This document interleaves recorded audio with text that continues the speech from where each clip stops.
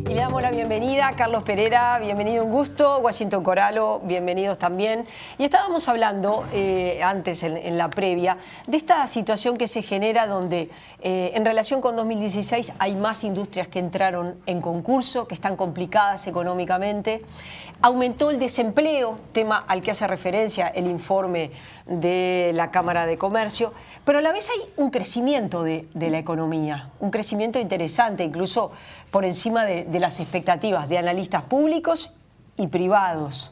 Un déficit fiscal también importante, es decir, entre los ingresos y los egresos del Estado hay una diferencia muy importante que se acumula en un 4% del Producto Bruto Interno.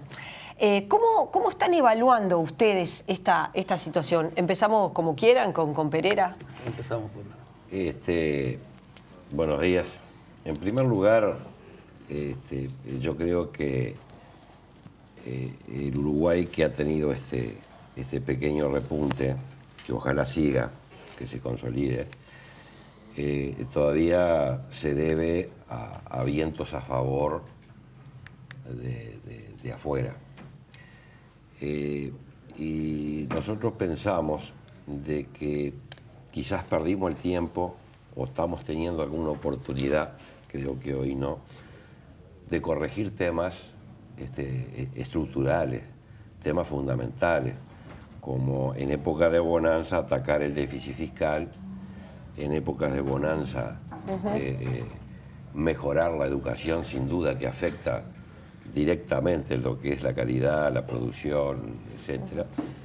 La flexibilidad laboral, porque el Uruguay es terriblemente rígido. Ahora hablamos de eso. En cuarto lugar, el tema de la inserción de Uruguay en el mundo. O sea, más allá del Mercosur, yo no digo que nos tengamos que ir del Mercosur, pero sí darle un poquito menos de caso. Y el Uruguay, que debe que ser hacia afuera, salir al mundo y poder colocar. Ahí entra el tema de la competitividad. Ahí entra lo que nosotros decimos la asfixia del sector público sobre el sector privado, donde tenemos tarifas altas, donde tenemos impuestos permanentemente. Yo siempre digo que el empresario que a veces está mal visto, lo que sea, hoy de tarde inauguro algo con respecto a eso para tratar de cambiar esta imagen. Hay veces que es el Quijote peleando con los molinos de viento. A ver, cuando se habla de flexibilidad laboral, ¿a qué se hace referencia? Porque enseguida se señala, bueno, no, los empresarios lo que quieren es tener derecho a echar a un trabajador bajo cualquier circunstancia. No me gusta tu cara, despedido. ¿Qué es exactamente cuando ustedes dicen se necesita para mejorar una desregulación del mercado laboral, que haya más flexibilidad? ¿A qué hacen referencia? ¿Se pueden poner ejemplos? Claro. Buen día, sí. Primero que nada vamos a aclarar que yo hablo por Cámara de Industria. Sí. Si bien comparto algunos puntos de mi colega de Cámara de Comercio, podemos tener algunas discrepancias en cuanto a lo que es el crecimiento o no del mercado interno. Creo que la industria hoy está pasando un momento muy difícil. Nosotros no apreciamos ese crecimiento real, porque si bien pueden los números darse una realidad, en la realidad es que las empresas industriales, no hablo del conjunto total de las empresas, por eso lo quiero aclarar, están con problemas. Ha habido un aumento, por supuesto, de concordatos o de empresas que han pedido cierre inclusive de sus actividades industriales para transformarse en empresas comerciantes, y eso está debido a muchos factores. Cuando uno habla de flexibilidad laboral, automáticamente, como dice usted, Ana, piensan en despidos. No, flexibilidad laboral no quiere decir despidos o no, no somos especialistas. Flexibilidad laboral quiere decir que la gente pueda pautar sus propias condiciones de trabajo. Flexibilidad laboral quiere decir que se puedan tener condiciones en las cuales los funcionarios arreglen con sus empleadores hasta en la que la licencia la puedan tomar en los plazos que ellos quieren y no como lo obliga la ley en 2 veces o en 1 vez. O sea, flexibilidad laboral es decir, si yo quiero trabajar en un turno especial, puedo tener un turno especial. Flexibilidad laboral es generar mis condiciones propias del trabajo, independiente de lo que se negocie en la negociación colectiva, valga la redundancia, porque así lo requiere el servicio y lo requiere mi persona.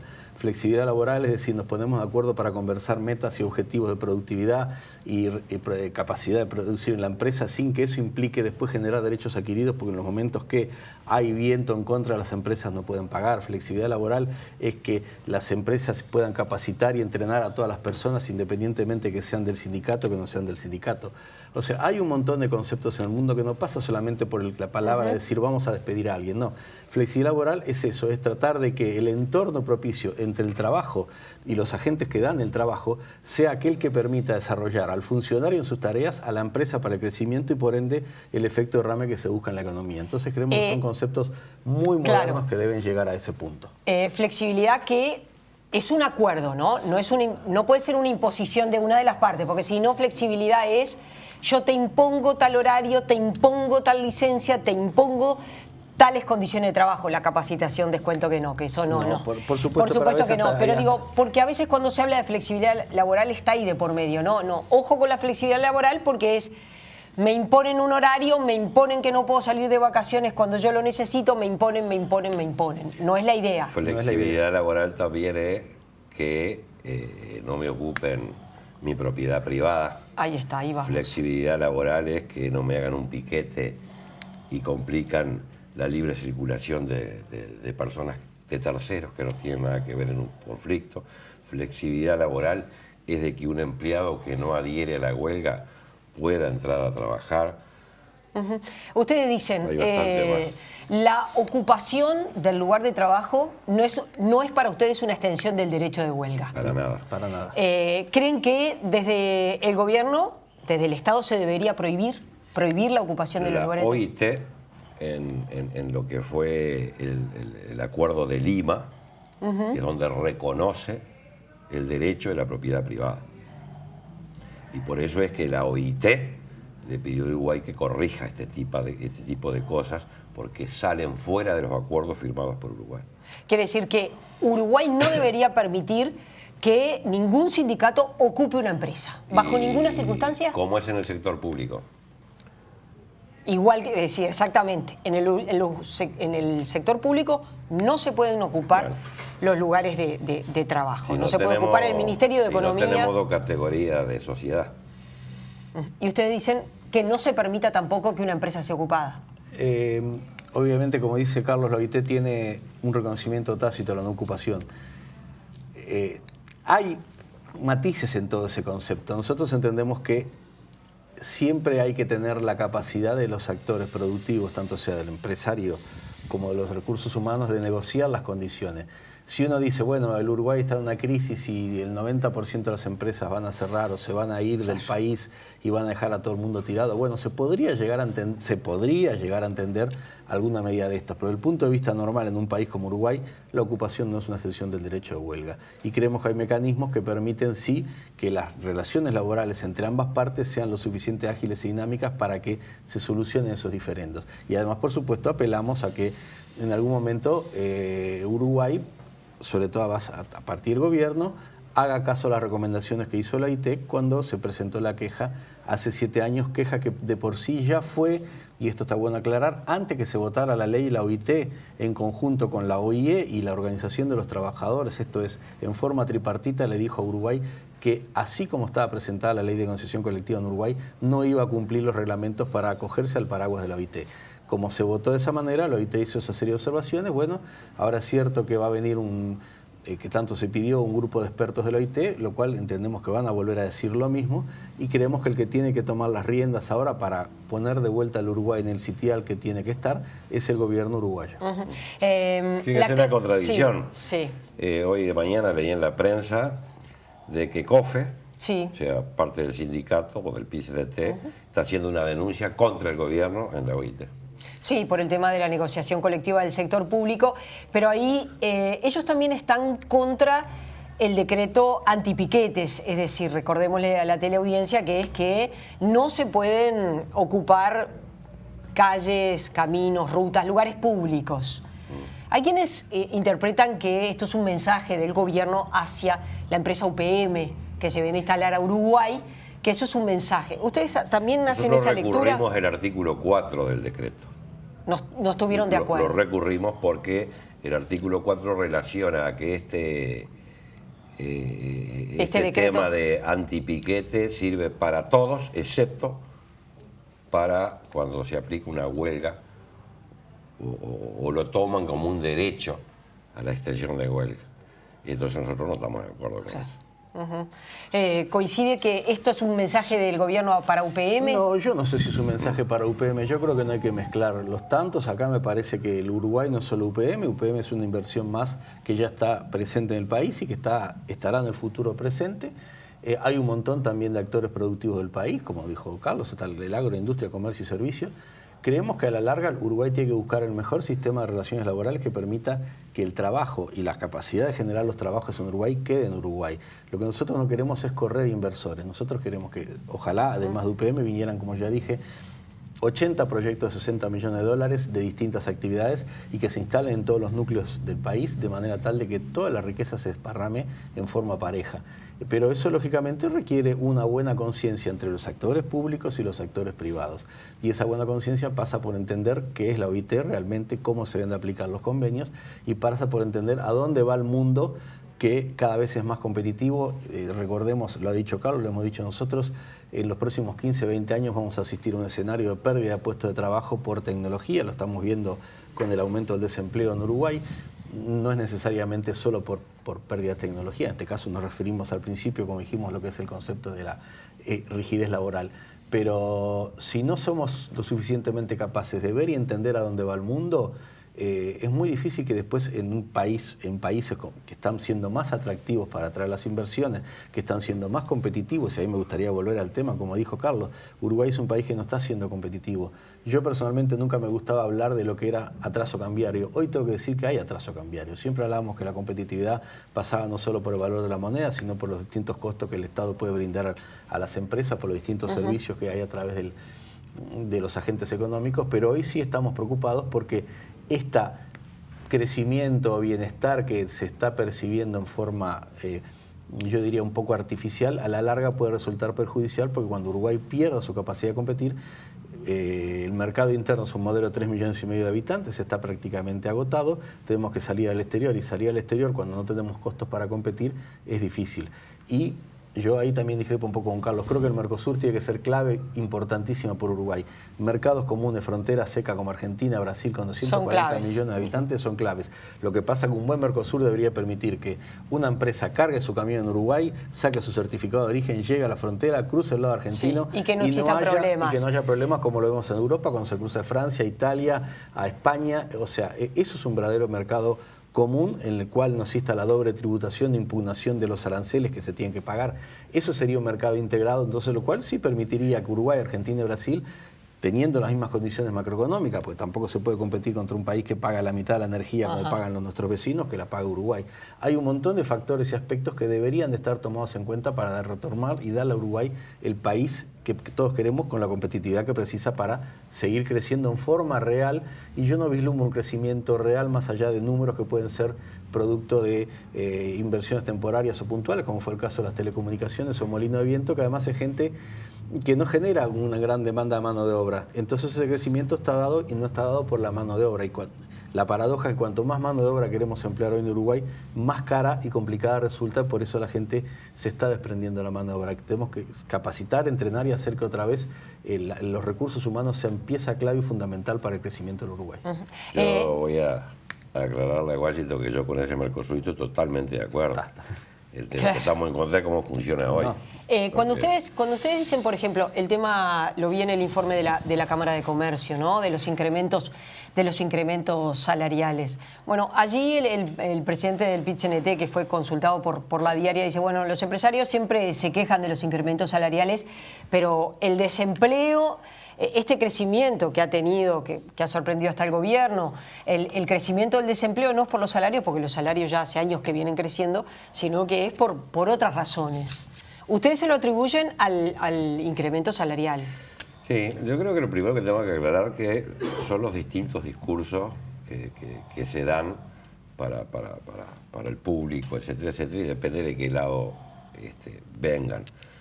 En primer lugar, yo hoy venía escuchando ahora comentarios sobre lo horrible que es que un individuo que trabaja en un supermercado gane 15.000 pesos y qué bien que está bajarle el sueldo a los militares, que ganan más o menos por allí. Entonces depende todo de dónde se enfoque. No, una cosa son los soldados y otra cosa es la oficialidad. Les iba a preguntar, ¿qué les parece a ustedes? Ser objetivo, es decir, yo prefiero... Un general no gana 15.000 pesos. Que los sueldos fueran todos, con un mínimo de 100.000 pesos por mes. Todo, el sueldo mínimo. Pero el tema está en la sustentabilidad de la empresa. El tema está en que la empresa pueda generar salarios de esta dimensión. Fíjese usted que mientras la economía en Uruguay creció 50%, 50% crecieron los salarios reales. O sea que, como dice Washington, creo que en el buen ámbito y la buena negociación, el problema se tranca cuando las economías vienen para atrás o cuando las empresas tienen dificultades y está la exigencia del aumento del salario real. Ahí se empieza a chocar. Pero, bueno. Respecto a, porque bueno, es el tema que está planteado, ¿no? Es el tema de la reforma de la caja militar como forma de abatir el déficit, que tiene, bueno, un déficit anual de 470 millones de dólares. ¿Cómo vieron esa movida? Yo ahí no puedo opinar mucho porque no domino del tema. Lo único que comparaba es porque, no sé, yo creo que si es bajo, que realmente considero que es bajo, un sueldo de 15.000 pesos, lo considero en toda su amplitud. ¿Cómo se arregla? ¿Cómo se...? Digo, yo no soy experto ni tengo idea. Aparentemente todo el mundo piensa de que sí, que hay que de alguna manera hacer alguna cosa. Pero no va a haber un pronunciamiento en el caso de ustedes, nosotros no, para nada. Y en el caso de los industriales. Yo lo primero que nada estoy mirando la pantalla y dice empresarios contrarios al sistema de negociación colectiva. No es así. Los empresarios estamos a favor de la negociación colectiva. Claro. Lo único que nosotros exigimos es que sea bipartita o tripartita en el caso de la fijación de salarios mínimos o categorías. Eso que está ahí no está bien y que la audiencia lo sepa. Los empresarios estamos a favor de la negociación colectiva. Otra cosa, nosotros lo que decimos es... Contrarios aspectos de la negociación colectiva. Otra cosa que decimos, no hay peor negociación que aquella que genera la pérdida de los puestos de trabajo. En muchos casos somos conscientes que muchos sectores han negociado en forma colectiva y se le han impuesto condiciones que el sector realmente no las podía pagar y ahora se están pagando las consecuencias porque ante un no crecimiento del país, ante una expectativa, ante un flujo de negocios preparado y pensado que el Uruguay iba a seguir creciendo, dijeron, bueno, vamos a arriesgarnos a pagar por arriba de nuestras posibilidades reales. Eso también genera desempleo. Eso es un fusible. Entonces, nosotros estamos a favor de la negociación colectiva. Lo que queremos es que la negociación colectiva sea bipartita o tripartita en aquellos casos que así se demande. Pero vuelvo a repetir, está mal ese cartel. Y otra cosa, yo personalmente, Cámara de Industria, no es mi tema hablar de jubilaciones ni de lo que pueda pasar con las pensiones militares. Entendemos que es un tema que debe ser de la orden política de los países y de sus actores. Nosotros tenemos que hablar acá por la industria y por lo que representa la industria y el efecto derrame en la economía. Y otra cosa que es importante notar, cuando Carlos dice 15.000 pesos, yo entiendo que 15.000 pesos es poco, pero a mí me preocupa más, Ana, la gente que ni siquiera gana 15.000 pesos. Que no tiene trabajo. Que no tiene trabajo. Entonces yo creo que la persona que tiene 15.000 pesos no es una maravilla, pero tiene algo. Peor es aquella persona, aquellos jóvenes que hoy no ven el horizonte en Uruguay porque no se están generando las condiciones, como hablábamos al principio, la capacidad de tener una flexibilidad laboral que permita tomar... recordemos cuando se fundó la OIT en 1919, Uruguay ya era un pionero en las 8 horas de trabajo, en el trabajo a las madres, en el trabajo infantil, en el trabajo de los menores. Creo que habría que tener una flexibilidad de permitir tal que los jóvenes puedan empezar a ingresar al mundo de trabajo, que se permita la flexibilidad en los horarios de contratación para que vayan conociendo, aprendiendo un oficio. Pero respeta los conceptos de trabajo decente, porque también eso es algo que... ¿Quién va a estar en contra? Yo estoy a favor del trabajo decente y estamos en contra, por ejemplo, de los dumping, hoy en día, por ejemplo, medioambientales, estamos en contra de los dumping sociales. No puede ser que vengan productos a Uruguay, capaz que la Cámara de Comercio no le guste, que estén hechos en China o en India con condiciones de esclavitud. Claro. No puede ser que vengan productos que su materia prima ha sido sacado con mano de obra esclava o agotando recursos minerales. Claro, porque de otros también países. así es fácil que cuesten barato. Así, a ver, a veces la industria, es muy fácil. Claro, la industria textil uruguaya a veces está sufriendo problemas porque somos conscientes que hay los regímenes. Imposible competir con... Imposible competir. Algunos dicen, algunos actores dicen, ¿usted quiere que volvamos a ser China? No, yo no quiero que Uruguay sea China. Al revés, quiero que Uruguay siga siendo un ejemplo en el mundo. Pero un ejemplo que esté compartido, que esté compartido por todos los sectores, un ejemplo que permita que todos los actores económicos del país tengan la capacidad de generar sus conocimientos y crear esa riqueza en base a un correcto manejo de los recursos humanos, en base a un trato humano igualitario y en base a una remuneración inclusive variable de acuerdo a la capacidad de la gente de producir y de mejorar y mostrar frente a eso. Los actores de gobierno, algunas veces que han estado en esta mesa de trabajo, dicen, bueno, pero los empresarios al gobierno nunca le reconocen nada, porque usted, por ejemplo, arrancó diciendo, bueno, el viento de cola, ¿no? Digo, decir, el efecto internacional. Bueno, pero algo debe hacer el gobierno bien, que hace 15 años que tiene un crecimiento ininterrumpido, ¿no? Porque no creces 15 años. Miren lo que está pasando en Brasil, miren lo que está pasando incluso en Argentina, digo, que uno podrá estar de acuerdo o no con Macri, pero realmente no ha logrado enderezar el barco de la economía argentina. Es decir, son barcos complejos. Digo porque usted arrancó diciendo, bueno, nosotros consideramos que... Es un tema de lo que el Uruguay necesita para poder crecer con tranquilidad. O sea, el Estado que tenemos nosotros es monstruoso, es inmensamente grande. Y tenemos un déficit, usted lo dijo, del 4%, son 2.000 millones de dólares al año. Cuando Uruguay se salvó de la peor crisis histórica económica con un préstamo de 1.500. Yo hace un ratito y antes de cámara hablábamos contigo, Ana, de lo respetable que es Uruguay en el mundo por cómo lleva su deuda pública. Hablábamos de lo que es Uruguay como país justo en el tema de los contratos, de las libertades de ingreso y salida de capital, etcétera, que por ejemplo no lo podemos comparar con nada con Paraguay. Sí, o con, donde tú acá compras alguna hectárea y estás absolutamente segura de que eso es tuyo. Claro. En otros lugares no es así. No lo ves. O sea, Uruguay tiene sus cosas y yo soy uno de los individuos que le debo al Uruguay muchísimo, ¿tá? Porque me dio la oportunidad de poder hacer cosas. O sea, yo soy el que más reconozco. Y a veces no son críticas. A veces hay que verlo desde el punto de vista, bueno, se me pinchó la rueda, ¿cómo la arreglo? Tenés que empezar a sacar las tuercas. Tenés que poner el gato. Claro. La situación en la industria es desigual, es despareja, ¿no? Correcto, pero vamos a la primera pregunta. La Cámara de Industrias, desde hace 2 años y medio, cuando por ejemplo el señor Ministro de Trabajo vino y nos pidió el apoyo para solucionar el diferendo de la OIT, junto con Cámara de Comercio se lo dimos. Hemos hecho pública nuestra expresión de reconocimiento a la señora Ministro de que logramos, a pedido nuestro, bajar del 5% al 2,5% el valor de producción bruta en la parte eléctrica para mejorar y tratar de ser más eficientes. En los puntos que hemos estado de acuerdo con el gobierno lo hemos apoyado. Ahora, el crecimiento de Uruguay fue un crecimiento porque pasamos de materias primas de 1 a 4. Lo podría haber tenido cualquier gobierno. Yo no creo que sea solo un mérito de un gobierno, creo que es un mérito del entorno que rodeó el Uruguay desde el 2005 en adelante. Sí, y ahora vemos cuando se desacelera los mundos, vemos como Uruguay, a pesar de la aparente estructura buena que tenemos, también sufrimos.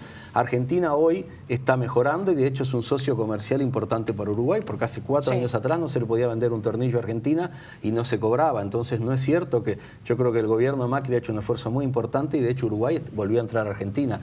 A pesar de lo que decimos de Brasil, Brasil fue el principal destino de los productos lácteos, por ejemplo, que permitió que las exportaciones uruguayas aumentaran en el primer trimestre. Eso ni que hablar. Yo digo que la situación económica brasileña es una situación de recesión, ¿no? Correcto, pero yo creo que está mal decir que nosotros no apoyamos. Nuestra misión es apoyar los aparatos, en el caso de la industria, apoyar los aparatos productivos de la industria, independiente del gobierno, del signo que esté. Nuestra misión es hacer que la economía uruguaya en la área nuestra crezca, que cada vez se establezcan más industrias en Uruguay, que cada vez se generen más puestos de trabajo y calidad, porque los que generamos la industria son los puestos de trabajo que se precisa recursos humanos mejor entrenados y capacitados. Creo que el concepto que nosotros estamos contra el gobierno no es así. Nosotros estamos contra la ineficiencia y estamos contra la falta de competitividad, estamos contra la falta de productividad, estamos a favor de un país ágil, dinámico, para que se inserte en el mundo como corresponde. Volvemos a conversar en cualquier momento porque el tema es extenso. Es muy extenso, correcto, pero... y bueno, este mes, decíamos ahora en junio, llega la misión de la OIT, ¿verdad? No lo sabemos. No sabemos. No saben si es el mes de junio.